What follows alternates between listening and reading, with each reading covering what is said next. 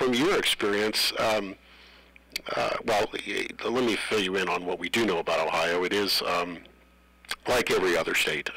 We have that is going on in the prisons. And so I guess maybe the first question I'd ask you, just based on your own expertise and what you know about it, does it surprise you or not? Oh, that it's still going on? Yes. No, it don't really surprise me because the reason it don't surprise me is because of the government, they're really not really too tight on it. I mean, even though I went in front of the United States Congress in 2005 and they changed the law, a tax law in 2006 due to my testimony, it's still a big ongoing situation throughout the United States, mainly with the prisoners. And also it's done branched out to the society, also back to the streets. I actually got released on July 31st, 2012 to Greenville, South Carolina, the halfway house. And just upon me going around Greenville, like job search and stuff like that, I was hearing about the tax scam also that was out in society, out on the streets, not only the prisons. Yeah. Well, take me back into how it works. How did it? How easy was it for you, Dwayne?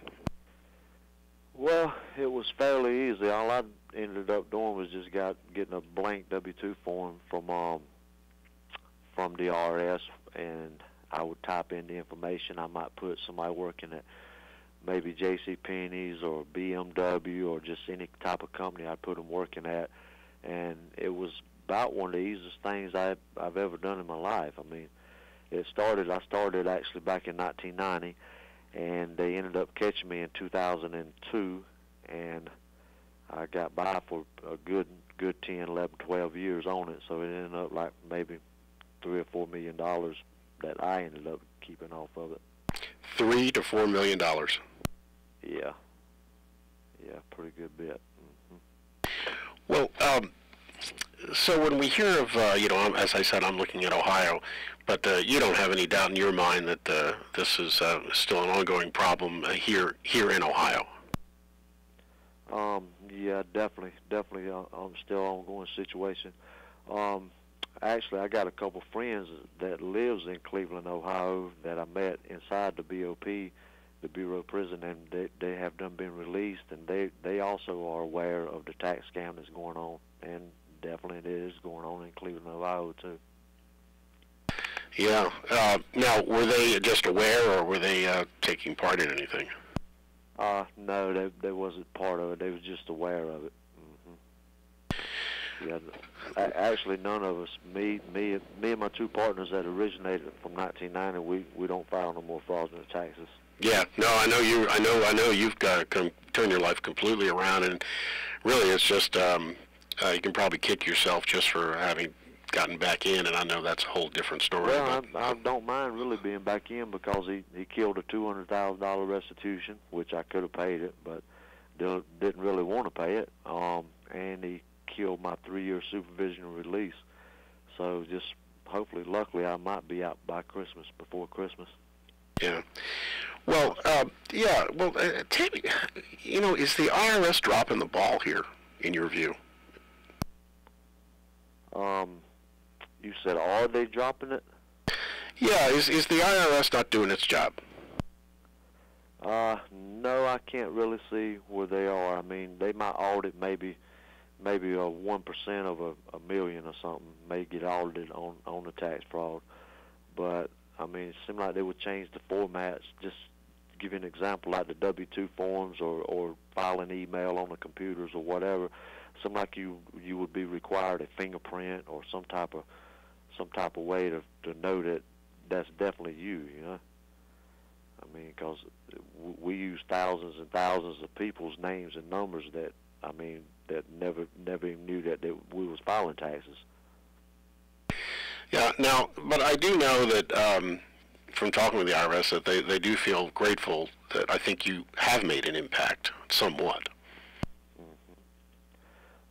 Yeah, I've definitely made an impact, and I'm glad they feel that way also. But there's still a lot that I can do for them. I mean, I mean, hadn't been done yet because I really ain't got the right contacts with the IRS. But I'm sure once they see these interviews and hear about these interviews, more than likely they're going to be wanting to talk to me. Because, like I said, I originated the scam in the beginning, so there's got to be ways to prevent it, and I know several ways that I can help them prevent it. Like I just mentioned one of them, the fingerprint deal. I mean, you know what I'm saying, scan your fingerprints for your taxes or whatever when you file them. Because a lot of taxes being filed, just say I take a 14, 15, 16-year-old guy or girl or whatever that's not working, don't have no job, I could use their name and social security number and get $4,000, $5,000, $6,000 taxes back each year. I mean, it's just that simple, you know. So let's just recap. So even as we sit here today, what do you think is happening? We still got a little small industry going on out there in the prisons with regard to this. Well, as far as I know, yes, it's still going on within the prison systems. I'm gonna give you an example. I just left the Spartanburg County Jail like 3 weeks ago, and you got guys that comes back to the jail from the state prison, and majority of them that came back like on an appeal or something was waiting on the taxes. They said, well, I'm waiting on my tax checks. I look at them, I said, well, how are you waiting on your tax check? Oh, we filed taxes this year, knowing they didn't work. So yeah, it's definitely still going on. Did it become, I'm just kind of wondering, as you got into it, did you start thinking to yourself, this is far easier than I ever dreamed it would be? Yeah, because originally when I first started off, I didn't even use a W-2 form. I just used a piece of paper and wrote down like I was the owner of the company. And we have no W-2 forms present right now, so I'm just going to fill out the wages and earnings on a piece of paper. And it's actually worked. This was like in 1990, beginning of 1990. Yeah, I'm curious with all that. Well, what were some of the things that you were able to buy with all of that? Give me a rundown. Well, while I was in the prison, I kept plenty of clothes, plenty of nice shoes, just numerous stuff. I mean, just whatever you could buy, like off the commissary that they're allowed to have, we had it. I mean. But did this money go to an outside account, or how did that work? Yeah, at one time I had maybe 12 bank accounts on the outside. Yeah. How much money would you say was in those? Sometimes I would have 400,000, 500,000 in each bank account. Well, was anyone able to access any of that money and use it for anything? Yeah, we had debit cards and stuff. Whoever I wanted to go use, I could just give them a PIN number and they'd go use whatever. Do you recall, I was just wondering if any, cars were bought or any, motorcycles or anything like that? Yeah, a few Cadillac Escalades was bought, a couple lake homes, just numerous stuff. Like, I'm just give you an example. When I got out in 2012, I probably spent $50,000 just on clothes and stuff, just to get myself established back straight. How did it all finally? How did they all finally catch up to it? Well, toward the end, like 2001, 2002, we just started having the checks come directly to the prison, and then the prison officials here in South Carolina alerted the investigators of the IRS wanting to know how these inmates been locked up 10, 15, 20 years and getting a tax check. So that's pretty much how it came about. And when the IRS came and investigated me and my two partners, we went ahead and admitted to it that, yeah, we are the ones that's been filing the taxes for years. At this point, do you have any advice for inmates out there in terms of just what you've learned from your experience? What would you tell them at this point? If I had to tell the inmates something, I would definitely recommend not to do it. The reason I would recommend not to do it is because life is so short. I mean, they gave me 60 months for tax fraud, and I'd had to do 1 day of it.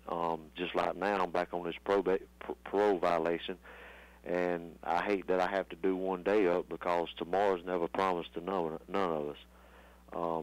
I mean, I want to just enjoy life. I mean, I'm no criminal no more. I don't do nothing. So my advice to the other guys that's still in the prison systems or whatever, if you're filing taxes, eventually you possibly will get caught, and it's not worth it. I mean, one day inside of jail is not worth it.